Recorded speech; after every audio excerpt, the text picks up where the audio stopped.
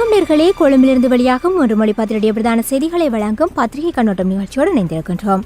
முதலில் வீரகேசரி பத்திரிகையினை எடுத்துக்கொள்வோம். வீரகேசரி பத்திரிகையுடைய பிரதான செய்தியாக கொத்தனி குண்டுகளை பயன்படுத்தவில்லை, முன்னாள் ராணுவ தளபதி சரத் பொன்சேகா திட்டவட்டம் என்கின்ற செய்தி காணப்படுகின்றது.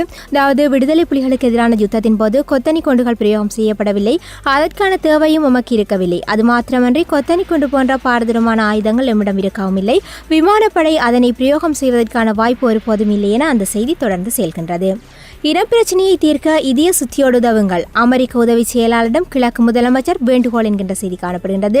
அதாவது இலங்கை இனப்பிரச்சனையை இதய சுத்தியோடு தீர்க்க உதவுங்கள் என திருகோணமலைக்கு விஜயம் செய்த அமெரிக்க உதவி செயலாளர்களிடம் கிழக்கு முதலமைச்சர் நசீர் அகமட் வேண்டுகோள் விடுத்ததாக அந்த செய்தி தொடர்ந்து செல்கின்றது.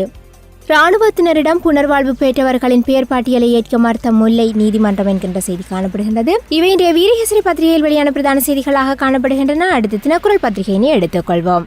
தினக்குரல் பத்திரிகையினுடைய பிரதான செய்தியாக மாகாணங்களுக்கு போலீஸ் காணி அதிகாரம் வேண்டும், நிசாவிடம் வலியுறுத்திய கிழக்கு முதலமைச்சர் என்கின்ற செய்தி காணப்படுகின்றது. அதுபோன்று மற்றொரு செய்தியாக உள்ளக விசாரணை பொறிமுறையில் சர்வதேசத்தின் பங்களிப்பு அவசியம், அமெரிக்க ராஜதந்திரி மெலினோவ்ஸ்கி. அதாவது இலங்கையில் இடம்பெற்ற சித்திரவதைகள் துன்புறுத்தல்கள் தொடர்பாக வெளியாகியிருக்கும் தகவல்கள் தொடர்பாக அமெரிக்கா கவனம் செலுத்தியிருப்பதாக கூறியுள்ள அமெரிக்காவின் சிரேஷ்ட ராஜதந்திரியான டாம் மெலினோவ்ஸ்கி, ஜெனீவா தீர்மானத்திற்கு அமைவாக உள்ளக விசாரணை பொறிமுறைகளில் சர்வதேசத்தின் பங்களிப்பு அவசியம் என சுட்டிக்காட்டியுள்ளதாக அந்த செய்தி தொடர்ந்து செல்கின்றது. வெட்வரி திருத்த சட்டம் மூலம் 20 நாடாளுமன்றம் வராது என்கின்ற செய்தி காணப்படுகின்றது. அதாவது வெட்வரி திருத்த சட்ட மூலத்திற்கு எதிராக மற்றொரு வழக்கு உயர்நீதிமன்றத்தில் தொடரப்பட்டுள்ளதால் இந்த சட்டம் மூலம் தொடர்பான விவாதத்தை எதிர்வரும் 20ஆம் தேதி ஆரம்பிக்க முடியாத நிலை ஏற்பட்டுள்ளதாகவும், இதனால் அந்த சட்டமூலத்தை நிறைவேற்ற மேலும் 3 வார காலமாவது செல்லும் எனவும் நீதி ராஜாங்க அமைச்சர் லக்ஷ்மன் யாப்பா தெரிவித்ததாக அந்த செய்தி தொடர்ந்து செல்கின்றது. தலைநகர வர்த்தகர்களின் இன்றைய எதிர்ப்பு அரசுக்கு எதிரானதாக இருக்கக்கூடாது, அமைச்சர் மனோ கணேசன் என்கின்ற செய்தி காணப்படுகின்றது. அடுத்து கணக்காய்வாளர் நாயகத்தின் சம்பள அதிகரிப்பு அரசியலமைப்பு பேரவை அங்கீகரிக்கவில்லை என்கின்ற செய்தி காணப்படுகின்றது. பர்ணகம ஆணைக்குழுவின் ஆயுட்காலம் இன்றுடன் முடிகிறது, நீடிக்கும் வாய்ப்பு குறைவு என்கின்ற செய்தி காணப்படுகின்றது. அதுபோன்று தினக்குரல் பத்திரிகையுடைய பிரதான புகைப்படமாக அமெரிக்க உதவி வெளிவகார அமைச்சர் நிசா பிஸ்வால் நேற்று வியாழக்கிழமை திருக்கோணேஸ்வரர் ஆலயத்துக்கு சென்று வழிபட்ட போது எடுத்துக் கொள்ளப்பட்ட புகைப்படம் பிரதான புகைப்படமாக பிரசுரமாக இருக்கின்றது. இவை தினக்குரல் பத்திரிகையில் வெளியான பிரதான செய்திகளாக காணப்படுகின்றன. அடுத்து சுடரொளி பத்திரிகையினை எடுத்துக்கொள்வோம். சுடரொளி பத்திரிகையுடைய பிரதான செய்தியாக சரணடைந்தோரின் விவரம் கோரியதற்கு புனர்வாழ்வு பட்டியல் வழங்கிய ராணுவம், கட்டளை அதிகாரி மீது முல்லைத்தீவு நீதிவான் பாய்ச்சல் என்கின்ற செய்தி பிரதான செய்தியாக பிரசுரமாக இருக்கின்றது.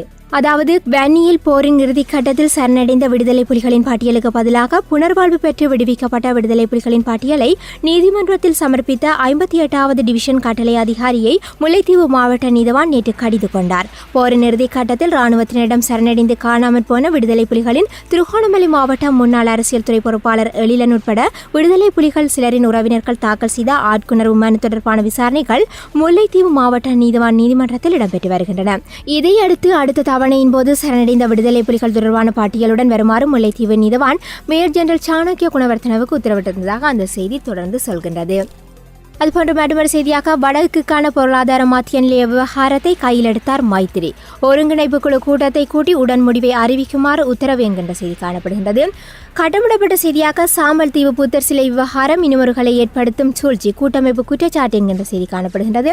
அதுபோன்று மற்றொரு செய்தியாக வெட்வெரி ஒரு வருடத்திற்குள் குறைப்பு, ராஜிதவின் தகவல் இது என்கின்ற செய்தி. அதாவது வெட்வெரி அதிகரிப்பானது தற்காலிகமானது, எதிர்வரும் ஒரு வருடத்துக்குள் வெட்வெரி குறைக்கப்படும், இவ்வாறு சுகாதார அமைச்சரும் இணை அமைச்சரவை பேச்சாளருமான ராஜித சேனாரத்ன தெரிவித்ததாக அந்த செய்தி தொடர்ந்து செல்கின்றது. இன்றுடன் முடிவடைகிறது பதவிக்காலம், அவகாசத்தை கோருகிறது பர்ணகம குழு, நீடிப்பா கலைப்பா, அறிவிப்பை விடுவிப்பார் ஜனாதிபதி செயலாளர் என்கின்ற செய்தி காணப்படுகின்றது. 16 அத்தியாவசிய பொருட்களின் கட்டுப்பாட்டு விலைகள் நிர்ணயம், நேற்று நள்ளிரவு முதல் மீறுவோருக்கு எதிராக நடவடிக்கை என்கின்ற செய்தி காணப்படுகின்றது. இவை இன்றைய சுடரொளி பத்திரிகையில் வெளியான பிரதான செய்திகளாக காணப்படுகின்றன. அடுத்து ஆங்கில பத்திரிகையான டெய்லி மிரர் பத்திரிகையினை எடுத்துக்கொள்வோம். டெய்லி மிரர் பத்திரிகையுடைய பிரதான செய்தியாக வெளிநாடுகளின் கண்காணிப்பு காணப்படலாம், ஆனால் நீதிபதிகளுக்கு இடமில்லை, ஃபீல்டு மார்ஷல் சரத் பொன்சேகா தெரிவித்ததாக பிரதான செய்தி காணப்படுகின்றது. அதுபோன்று மற்றொரு செய்தியாக பாரத லக்ஷ்மன் கொலை வழக்கு செப்டம்பர் 8 தீர்ப்பு, துமிந்த சில்வா வெளிநாடு செல்லவும் தடை என்கின்ற செய்தி காணப்படுகின்றது. தனியார் மருத்துவ சேவைகளுக்கான வட்வரி ரத்து என்கின்ற செய்தியும் காணப்படுகின்றது. இவை இன்றைய டெய்லி மிரர் பத்திரிகையில் வெளியான பிரதான செய்திகளாக காணப்படுகின்றன. அடுத்து சிங்கள பத்திரிகையான லங்காதீப பத்திரிகையினை எடுத்துக்கொள்வோம். லங்காதீப பத்திரிகையுடைய பிரதான செய்தியாக தனியார் மருத்துவ சேவைகளுக்கான வரி ரத்து என்கின்ற செய்தி பிரதான செய்தியாக காணப்படுகின்றது. உள்நாட்டு வருமான வரி திணைக்களத்துடைய விசேட அறிவிப்பு என்கின்ற செய்தி காணப்படுகின்றது.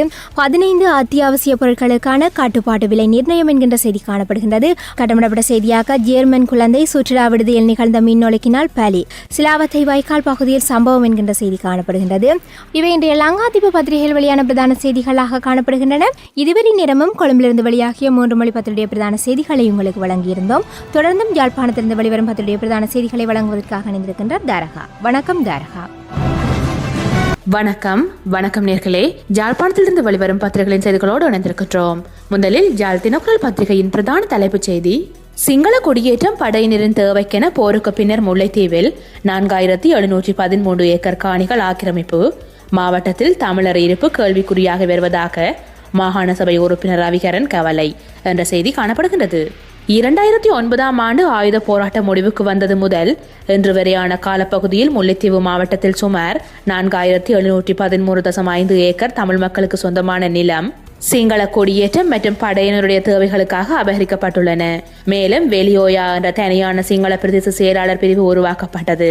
794 சிங்கள குடும்பங்கள் குடியேற்றம் செய்யப்பட்டுள்ளன. 9 பௌத்த விகாரைகளும் அமைக்கப்பட்டுள்ளன.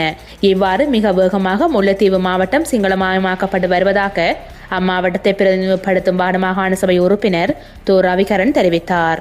நிரந்தர வேலிகள் அமைக்கப்பட்டு பலப்படுத்தப்படும் படை முகாம்கள், வெளிவடக்கு பாதுகாப்பு வலய எல்லைகளில் மும்முரம் என்ற செய்தி புகைப்படத்துடன் காணப்படுகின்றது. வெளிவடக்கு உயர் பாதுகாப்பு வலய எல்லை பகுதிகளில் உள்ள படை முகாம்களை பலப்படுத்தி வரும் படையினர் பாதுகாப்பு வலய எல்லைகளையும் கான்கிரீட் தூண்கள் கொண்டு நிரந்தரமாக அமைத்து வருகின்றனர். மாகாணங்களுக்கு போலீஸ் காணி அதிகாரம் வேண்டும், நிஷாவிடம் வலியுறுத்திய கிழக்கு முதலமைச்சர். அரசியலமைப்பு திருத்தத்தை இழுத்தடிக்காது உடனடியாக நிறைவேற்ற வேண்டிய தேவைப்பாடு உள்ளதை அமெரிக்காவின் உதவி செயலாளர் நிஷா பிஸ்வாலிடம் வலியுறுத்தியுள்ளதாக கிழக்கு மாகாண முதலமைச்சர் ஹபீஸ் நசீர் அகமட் தெரிவித்தார் என்ற செய்தி புகைப்படத்துடன் காணப்படுகின்றது. வரி விலக்களிக்கப்பட்ட அத்தியாவசிய பொருட்கள் 15 விலை விபரம் என்ற செய்தி கட்டமிடப்பட்டு காணப்படுகின்றது. பிரிட்டனின் புதிய பிரதமருக்கு மைத்ரி மஹிந்த வாழ்த்து. பிரிட்டனின் புதிய பிரதமராக பதவியேற்றுள்ள தெரேசா மேக்கு ஜனாதிபதி மைத்ரிபால சிறிசேனவும் முன்னாள் ஜனாதிபதி மஹிந்த ராஜபக்சவும் வாழ்த்துக்களை தெரிவித்தனர்.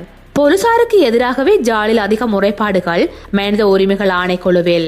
போலீஸ் திணைக்களத்துக்கு எதிராகவே ஜாழ் மாவட்டத்தில் பெரும்பாலான முறைப்பாடுகள் மனித உரிமைகள் குழுவின் ஜாழ் அலுவலகத்தில் பதிவு செய்யப்பட்டுள்ளதாக ஆணைக்குழுவின் ஜாழ் பிராந்திய இணைப்பாளர் டி கனகராஜ் தெரிவித்தார்.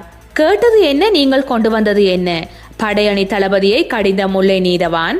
தமிழக மீனவர் இலங்கைக்குள் நுழைவதை தடுக்க நடவடிக்கை இந்திய அரசு எடுப்பதாக கூறுகிறார் தூதுவர். இவை ஜாழ் தினக்குரல் பத்திரிகையின் பிரதான செய்திகள். வெலம்புரி பத்திரிகையின் பிரதான தலைப்புச் செய்தி: இறுதி போரில் சரணடைந்தவர்கள் குறித்து தவறான அறிக்கையை ராணுவம் சமர்ப்பிப்பு. வன்னியில் இடம்பெற்ற இறுதிக்கட்ட போரின் போது ராணுவத்திடம் சரணடைந்த தமிழீழ விடுதலை புலிகள் உறுப்பினர்களது பெயர் விவர பட்டியலை முல்லைத்தீவு நீதிமன்றத்தில் சமர்ப்பிப்பதாக ராணுவ தரப்பு உறுதியளித்திருந்த நிலையில் நேற்றைய வழக்கு விசாரணையின் போது புனர்வாழ்வு அளிக்கப்பட்டு விடுதலையானவர்களின் பெயர் விவர அறிக்கையை இதற்காக சமர்ப்பிக்கப்பட்டது. ராஜபக்சர்கள் அனைவரையும் சிறைக்குள் அனுப்ப வேண்டும், சரத் பொன்சேக விடாப்பிடி.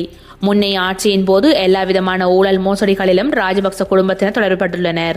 எனவே ராஜபக்சர்கள் அனைவரையும் சிறைச்சாலைக்கு அனுப்பியே ஆக வேண்டும் என முன்னாள் ராணுவ தளபதியும் பிராந்திய அபிவிருத்தி அமைச்சருமான ஃபீல்ட் மார்ஷல் சரத் பொன்சேகா தெரிவித்துள்ளார். சம்பந்தன் தெரிவித்த கருத்து ஆச்சரியம் அளிக்கிறது. டெலோ உண்மை நிலைப்பாட்டை அறிவியுங்கள் என்ற செய்தியும் காணப்படுகின்றது. இவை வெலம்புரி பத்திரிகையின் பிரதான செய்திகள். உதயன் பத்திரிகையின் பிரதான தலைப்புச் செய்தி: போர்க்குற்ற விசாரணையில் வெளிநாட்டு நீதிபதிகள் தேவையில்லை என நான் ஒருபோதும் கூறவில்லை, அப்படி கூறவும் முடியாது என்கிறார் சம்பந்தன். போர்க்குற்ற விசாரணைகளில் பன்னாட்டு நீதிபதிகள் தேவையில்லை என்று நான் கூறவில்லை, அவ்வாறு என்னால் கூற முடியாது. ஐநா மனித உரிமைகள் சபையில் நிறைவேற்றப்பட்ட தீர்மானத்திற்கு மாறான நிலைப்பாட்டை நான் ஒருபோதும் தெரிவிக்க மாட்டேன். பன்னாட்டு நீதிபதிகள் தேவையில்லை என்று நான் தெரிவித்ததாக வந்த செய்தி பிழையானது. இவ்வாறு தமிழ் தேசிய கூட்டமைப்பின் தலைவரும் எதிர்க்கட்சி தலைவருமான ரா சம்பந்தன் உதயன் பத்திரிகையிடம் தெரிவித்தார். இன முறுகலை தோற்றுவிக்கவே சாம்பல் தீவில் விகாரை அமைப்பு, கூட்டமைப்பு கண்டனம். நாட்டில் தற்போது அமைதி நிலவினாலும் புத்தர் சிலைகளால் பிரச்சனைகள் தொடர்ந்து கொண்டே இருக்கின்றன.